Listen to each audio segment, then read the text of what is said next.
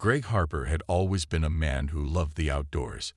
From the moment he first set foot in the quiet lakeside community, he knew it was where he belonged.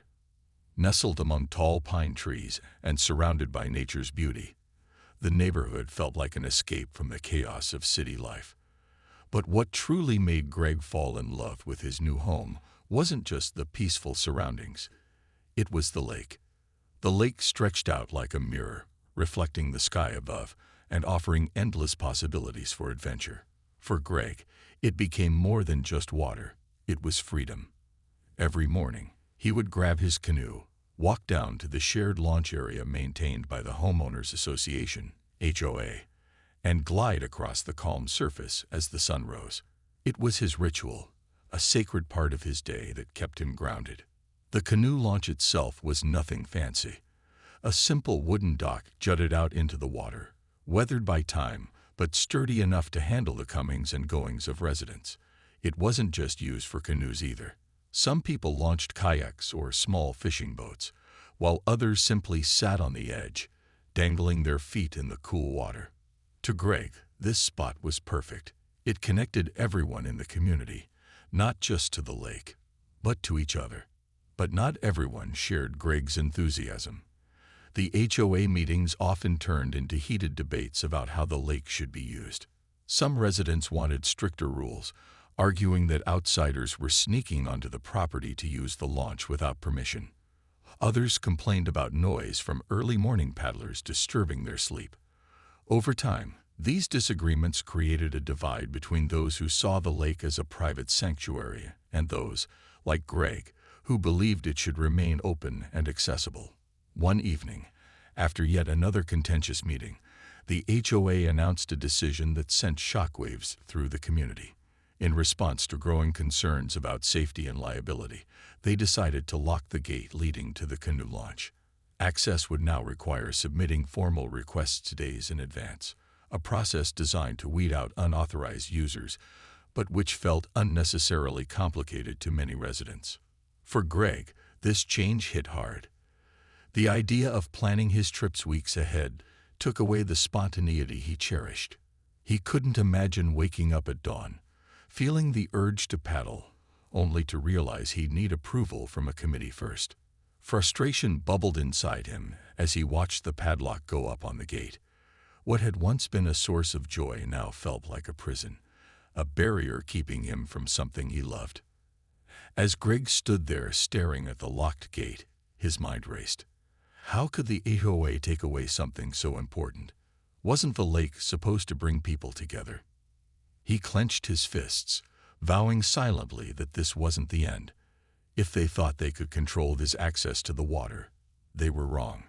Little did anyone know, Greg's fight was just beginning, and it would soon turn the entire neighborhood upside down. The day Greg discovered the padlock on the gate was one he wouldn't soon forget. It wasn't just the sight of cold metal barring his way that upset him. It was the message behind it. To Greg, this wasn't about safety or liability. It was about control. The HOA had effectively taken away something that felt like his birthright: unfettered access to the lake. For someone who thrived on freedom and spontaneity, this decision felt personal. Greg didn't waste any time. That evening, he stormed into the monthly HOA meeting, his face red with frustration. The small community center conference room buzzed with chatter as residents gathered to discuss neighborhood issues. When Greg walked in, dragging his canoe paddle like a warrior carrying a weapon, everyone fell silent. All eyes were on him. "This is ridiculous," Greg began, his voice loud enough to fill the room. "That launch isn't just some piece of property. It's part of why we live here. You're ruining our connection to the lake." He pointed directly at Linda Myers, the HOA president, who sat at the head of the table with her usual calm demeanor. She adjusted her glasses and gave him a tight smile. "Greg, I understand your concerns," she said, her tone measured but firm. "But we have rules for a reason. We can't let just anyone use the launch whenever they want. It's a liability issue." "A liability issue?" Greg shot back, throwing his hands up in disbelief. Since when did enjoying nature become dangerous? This isn't about safety. It's about power. You're trying to micromanage everything." The room erupted into murmurs as other residents chimed in. Some agreed with Greg, nodding their heads in solidarity. Others sided with Linda, arguing that stricter rules were necessary to protect the community. The debate raged on for nearly an hour, but no amount of reasoning seemed to bridge the gap between the two sides. By the end of the meeting, Greg left feeling more frustrated than ever. His pleas had fallen on deaf ears. As he trudged home, dragging his canoe behind him, Greg replayed the conversation in his mind. He couldn't shake the image of the locked gate or the smug look on Linda's face when she defended the decision. But amid the anger, a spark of determination ignited within him. If the HOA wanted to play hardball, fine. He'd show them what happened when you pushed someone too far. That night, unable to sleep, Greg grabbed his laptop and started digging. He pulled up property records, zoning maps, and old deeds related to the neighborhood. As he sifted through documents, he stumbled upon something surprising. The land where the canoe launch sat wasn't technically part of the HOA's communal property. Instead, it belonged to a separate owner, a retired couple who lived miles away and rarely visited the area. Greg's heart raced. Could this be his opening? If the launch wasn't under the HOA's jurisdiction, maybe there was a way to take matters into his own hands. He spent hours researching how to approach the owners, drafting emails, and calculating whether buying the parcel outright was even possible. By morning, he had a plan, and it was bold. Over the next few weeks, Greg worked tirelessly to make his idea a reality. He reached out to the owners, explaining his passion for the lake and offering a fair price for the land. To his relief, they were receptive. After all, the strip of land had been sitting unused for years, generating no income. With financing secured, Greg finalized the purchase faster than anyone could have anticipated. When word got out that Greg now owned the canoe launch, the neighborhood was stunned. At first, people assumed he was bluffing or doing it out of spite. But when he installed a brand new gate and posted a sign declaring the area private property, reality sank in. Greg Harper wasn't playing games. He meant business. And as the news spread, so did whispers of what he might do next. One thing was certain. Greg had turned the tables, and the HOA would never see him the same way again. When Greg officially became the owner of the canoe launch property, a mix of emotions swept through the neighborhood. Some residents thought it was a joke at first, a quirky stunt by a man who had been pushed too far. Others saw it as an act of rebellion, a bold move to challenge the HOA's authority. But as days passed and the reality of Greg's actions set in, the mood shifted from disbelief to unease. Greg wasted no time making his mark on the property. Within a week, he installed a sleek new gate at the entrance, complete with an electronic keypad lock that gleamed under the sunlight. A large sign stood beside it, painted in bold black letters, *private property. No trespassing. The message was clear. If anyone wanted access to the lake, they'd have to go through him now. But Greg didn't stop there. He sent formal letters to every household in the community, outlining his new rules. If residents wished to use the canoe launch, they would need to pay a fee, not just for access, but also to cover increased insurance premiums. To sweeten the blow, Greg doubled the rates compared to what the HOA had previously charged. It was a calculated move, one designed to send a message. This wasn't about money, it was about principle. The reaction was immediate and explosive. Neighbors gathered in driveways and online forums to vent their frustrations. Linda Myers, the HOA president, called an emergency meeting to address the situation. "This is outrageous," she exclaimed during the heated discussion. "Greg is holding us hostage over a piece of land none of us even knew existed." Some residents agreed, calling Greg selfish and unreasonable. They accused him of using the property as leverage to punish the HOA for its earlier decisions. "He's not thinking about the community," one neighbor said bitterly. "He's only thinking about himself." Others, however, found themselves quietly admiring Greg's audacity. For years, the HOA had made unilateral decisions without much input from the residents. Now here was someone standing up to them, refusing to back down. These supporters began defending Greg online, sharing memes and posts that portrayed him as a modern-day Robin Hood fighting against corporate greed. Hashtags like #FreeTheLaunch started trending locally, sparking debates about individual rights versus collective responsibility. Meanwhile, Greg remained unfazed by the backlash. He leaned into the controversy, inviting local news outlets to cover the story. Reporters arrived at the lakeside community, cameras rolling as Greg explained his side of the dispute. Standing near the shiny new gate, he spoke passionately about how the HOA's restrictive policies had forced his hand. "I'm not doing this to hurt anyone," he said firmly. "I'm doing it because I believe people should have a say in how their community operates. If the HOA won't listen, then maybe it's time for someone else to step up." As the media coverage grew, so did public interest.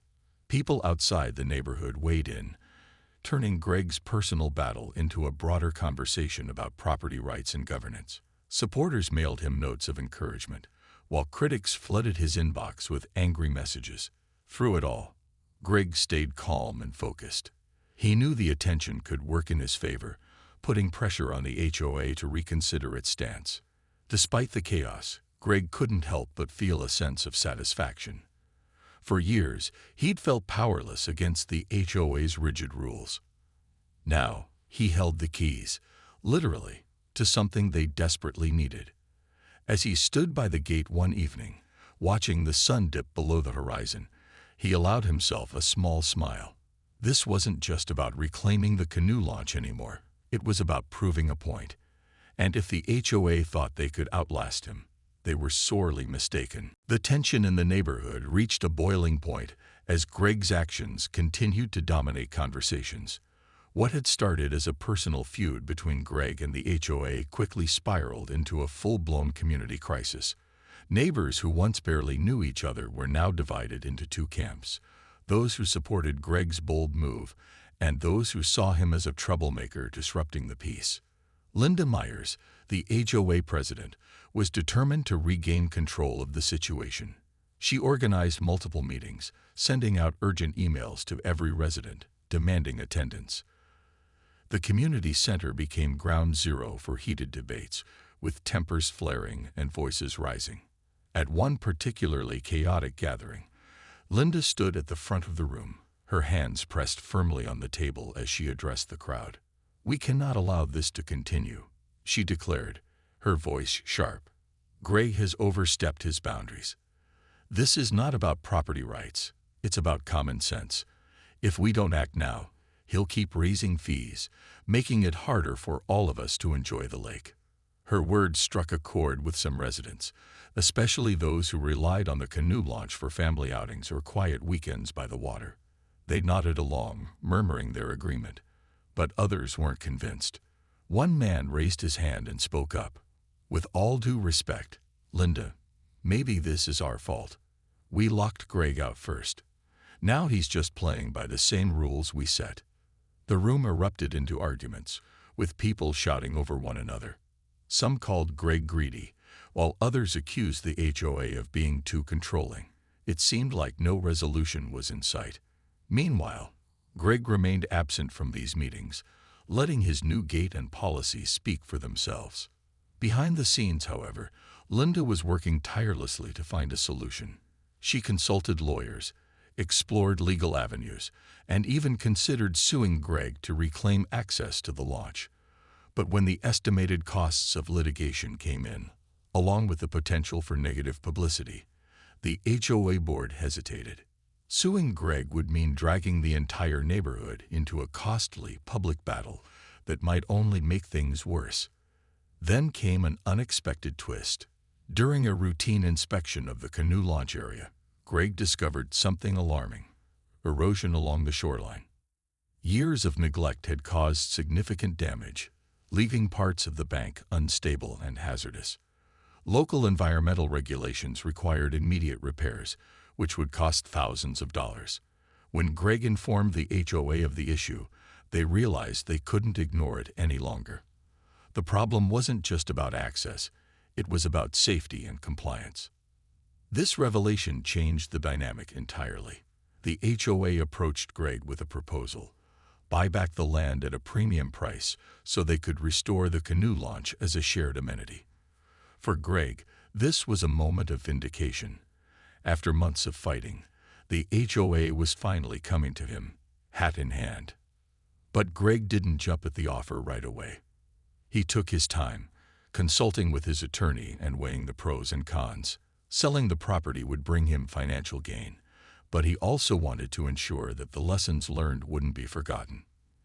In the end, he negotiated terms that included permanent public access to the launch under stricter oversight, and a clause preventing the HOA from ever locking the gate again without majority approval.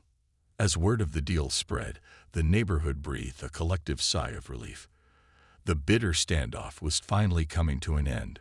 But for Greg, the victory wasn't just about money or access. It was about proving a point.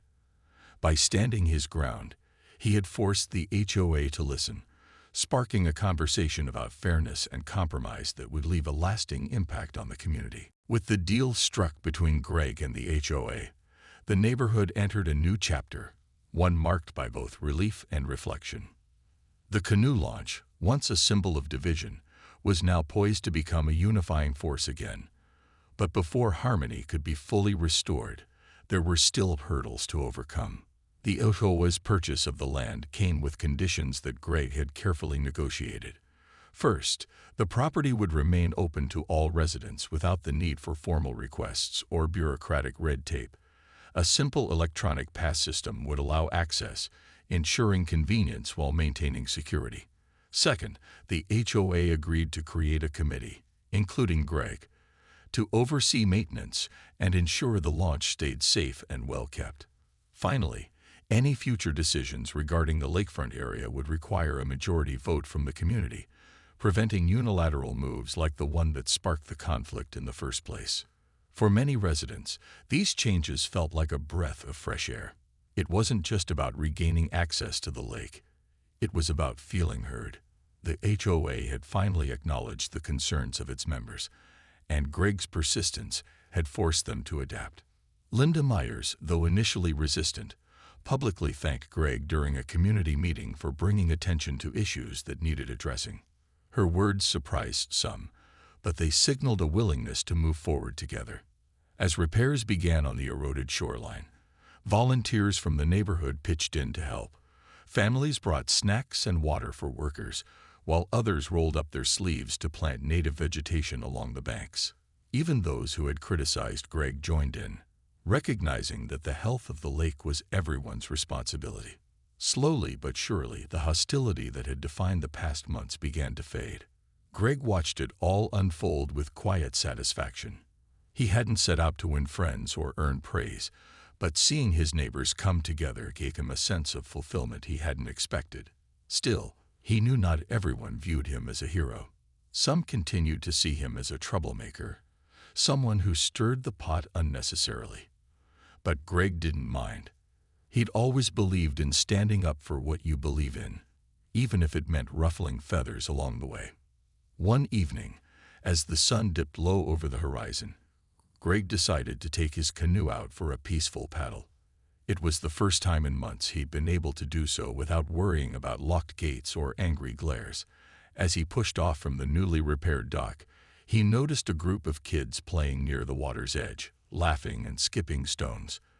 Their joy reminded him why this fight had mattered so much, not just for himself, but for everyone who called this lakeside community home.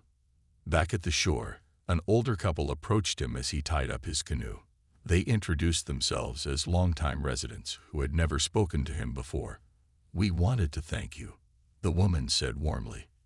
"You made us realize we can't take this place for granted." Greg smiled, brushing off the compliment. "Just doing my part," he replied. But inside, he felt a swell of pride.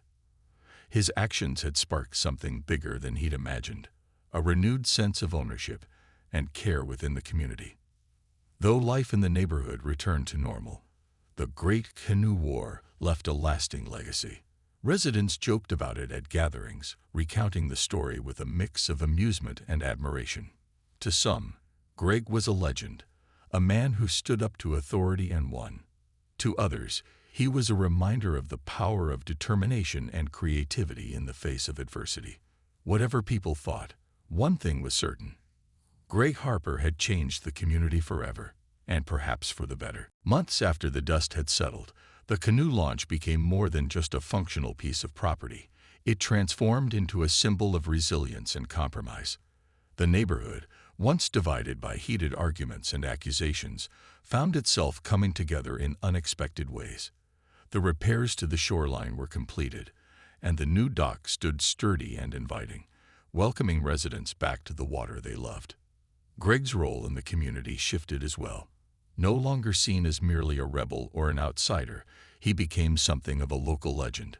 People often stopped him at the grocery store or during evening walks to share their thoughts about the launch incident, as it was now affectionately called. Some thanked him for standing up to the HOA, while others teased him good-naturedly about his bold move. Either way, Greg couldn't deny that he'd earned a certain level of respect, even from those who hadn't initially supported him. The HOA, too, underwent a transformation. Under Lindemeyer's leadership, the board adopted a more collaborative approach to decision-making. Regular town hall meetings replaced closed-door sessions, giving residents a platform to voice their concerns. A new initiative called Lake Days was introduced, where families could gather for picnics, fishing competitions, and paddle races. These events brought neighbors closer together, fostering friendships that transcended past grievances. For Greg, life returned to a quieter rhythm. He spent many mornings paddling across the lake, savoring the solitude and beauty of nature. Yet he also made time to engage with newcomers to the neighborhood, sharing stories about the infamous Great Canoe War. When asked why he'd gone to such lengths, Greg would lean back in his chair on the porch, sip his coffee, and say, "Sometimes, you've got to shake things up to make people realize what's important." One summer afternoon, a young couple moved into the house next door. They were eager to learn about the community and quickly befriended Greg. Over lemonade on his porch, they listened wide-eyed as he recounted the saga of the locked gate, the legal battle, and the eventual resolution. The wife laughed, shaking her head. "You really don't mess around, do you?" Greg chuckled. "Not when it comes to protecting what matters. This place isn't just about houses. It's about connection. And sometimes, people need a wake-up call to remember that." As the years passed, the canoe launch continued to thrive. Families gathered there on weekends, children learned how to paddle for the first time, and older residents reminisced about days gone by. The sign declaring *private property, no trespassing* was long gone, replaced by a plaque commemorating the restoration of the area. It read, *dedicated to preserving our shared love of the lake. Thanks to all who fought to keep it alive. Though Greg never sought recognition, the plaque served as a quiet nod to his efforts. For him, the real reward lay in seeing the community flourish. The disputes that had once torn them apart now seemed like distant memories, overshadowed by laughter, camaraderie, and a renewed appreciation for the natural world around them. On crisp autumn mornings, Greg still took his canoe out onto the water. As he glided silently across the surface, he often thought about how far they'd come. What had started as a personal fight over access to the lake had grown into something much larger, a testament to the power of perseverance, dialogue, and unity. And though he knew conflicts would inevitably arise again, Greg felt confident that the lessons learned would guide them forward.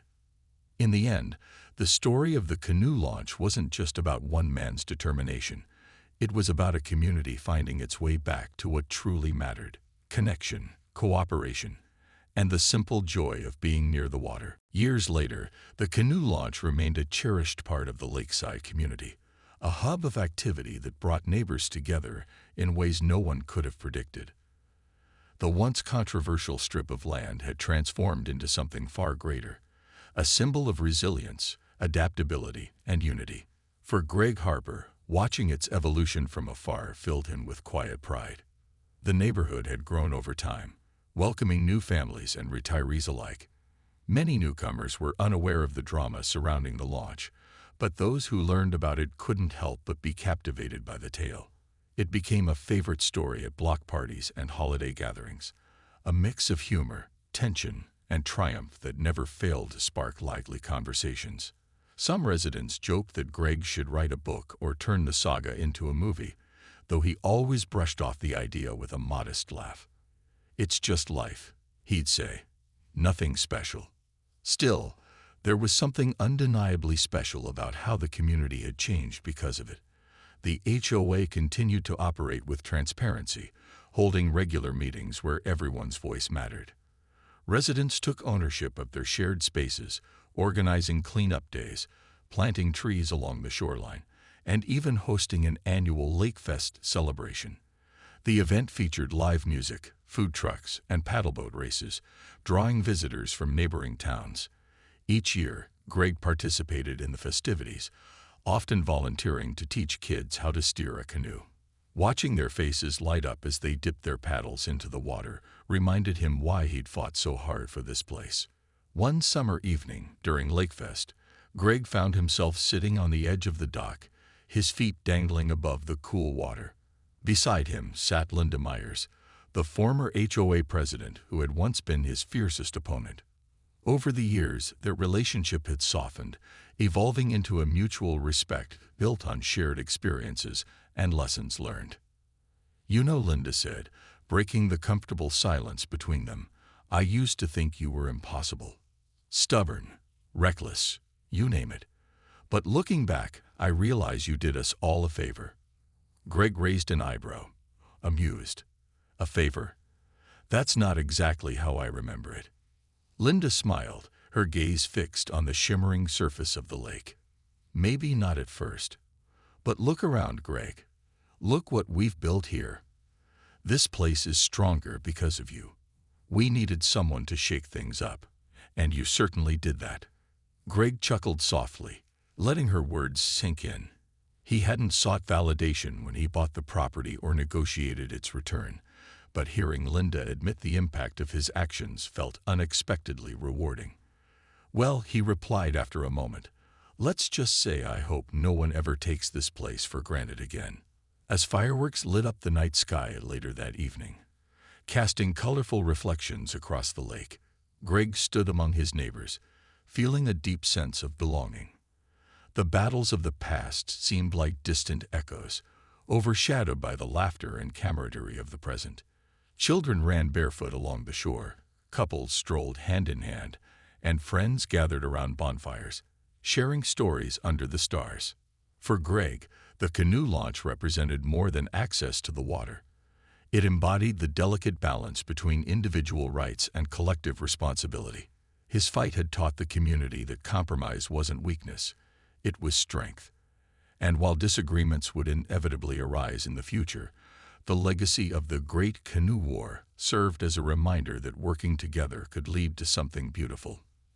As the final firework fizzled out, Greg turned to head home.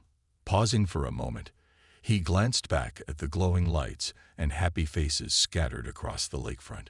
Somewhere deep inside, he knew this was exactly where he belonged. A man who had stood his ground, inspired change, and found peace in the process.